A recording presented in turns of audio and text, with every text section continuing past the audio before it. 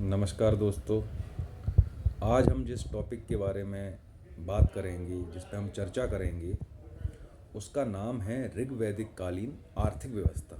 यानी मूल रूप से जो ऋग्वैदिक कालीन आर्य थे, उनका जो समाज था, उनका जो गांव था या जो जन था, तो वहाँ पे आर्थिक उत्पादन के लिए क्या वो उपयोग करते थे, कि कैसे वो उत्पादन करते थे अपने यहाँ, कैसे वो लोगों का पेट भरते थे, कैसे वो व्यापार करते थे, पशुपालन करते थे कि नहीं करते थे, कौन सा धातु वो सर्वाधिक उपयोग करते थे। तो व्यापार में वो आंतरिक व्यापार या बाह्य व्यापार करते थे कि नहीं करते थे, व्यापारी लोग कौन होते थे, इन सब के बारे में हम विस्तृत चर्चा करेंगे। तो सबसे पहले हम देखते हैं कि ऋग्वैदिक कालीन आर्थिक व्यवस्था जो मूलतः ग्रामीण व्यवस्था थी।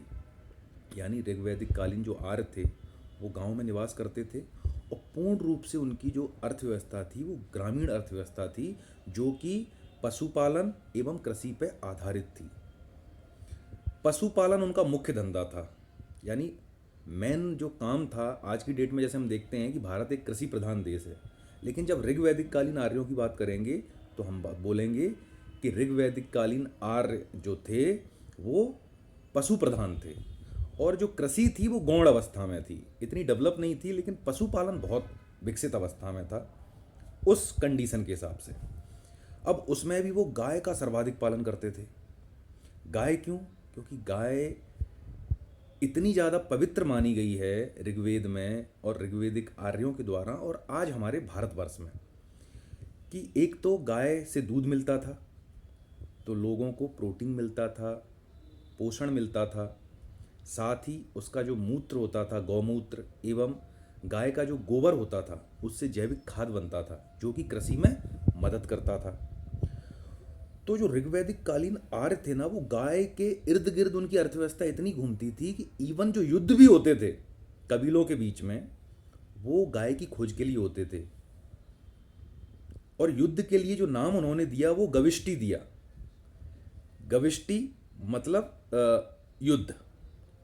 उसके बाद उन्होंने राजा को गोप कहा, वो भी गाय से आया है।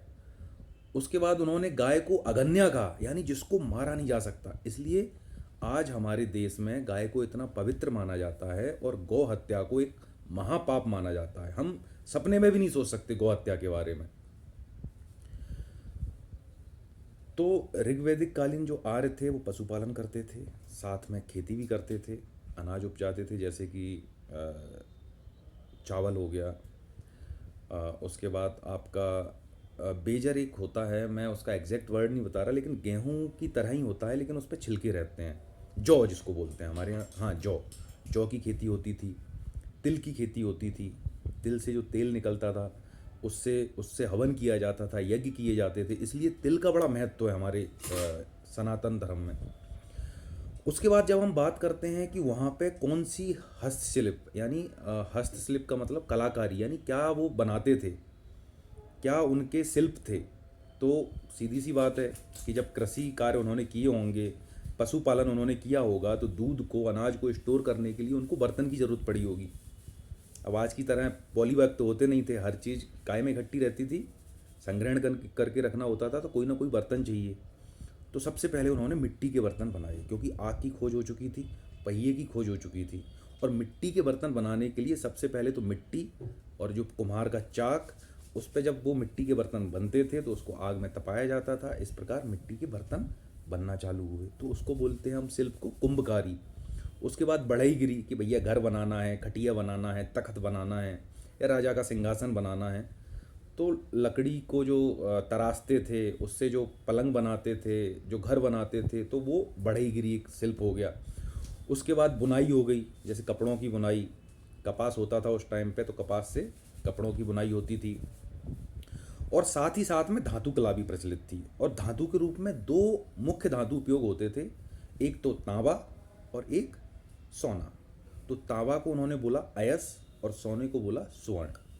अब हम देखते हैं कि क्या वो व्यापार करते थे। तो जो ऋग्वैदिक कालीन आर्य थे वो तो व्यापार नहीं करते थे, वो तो आपस में एक दूसरे से, यानी एक मार्केट जैसे उनकी लगी गांव में, तो भैया मैं गेहूं के बदले चावल ले लेता हूँ, मैं गाय के बदले ये बर्तन ले लेता हूँ। तो बेसिकली जो वस्तु विनिमय प्रणाली थी उस आधार पर उनका व्यापार चलता था। लेकिन जो बाह्य व्यापार था, एक गांव से दूसरे गांव या एक जगह से दूसरी जगह, तो उसके लिए गैर जो आर्य थे ना, उनके अलावा जो लोग थे जिनको गैर आर्य बोला गया इतिहास में, तो उनको पणी बोला जाता था, पणी। तो पणी क्या करते थे, जैसे आज आपने देखा होगा लोह पीटा जो होते हैं ना, एक जगह से दूसरी जगह घूम घूम के व्यापार करते हैं, एक जगह रहते हैं 6 महीने, वहाँ बढ़िया बर्तन बेचते हैं, फिर दूसरी जगह जाते हैं वहाँ। तो उसी टाइम पे भी घुमक्कड़ जनजातियाँ होती थीं। तो वो क्या करते थे, गैर आर्य थे, और वो करते क्या थे, वो व्यापार करते थे, उनको बोला गया ऋग्वेद में पणी। इसके बाद अगर हम बात करेंगे मुद्रा का प्रचलन था कि नहीं, तो मुद्रा का प्रचलन बिल्कुल नहीं था। वस्तु विनिमय आधार पर व्यापार होता था, लेकिन निस्क और सतमान ये बेसिकली आभूषण होते थे जिनको कभी कभी मुद्रा के रूप में प्रयोग कर लिया जाता था। तो जो निष्कर्ष है ऋग्वैदिक कालीन अर्थव्यवस्था का, वो यह है कि ऋग्वैदिक कालीन अर्थव्यवस्था मूलतः एक ग्रामीण अर्थव्यवस्था थी, जो कि पशुपालन एवं कृषि पर आधारित थी, जिसमें भी जो पशुपालन था वो मुख्य व्यवसाय था, और जो कृषि थी वो गौण व्यवसाय था।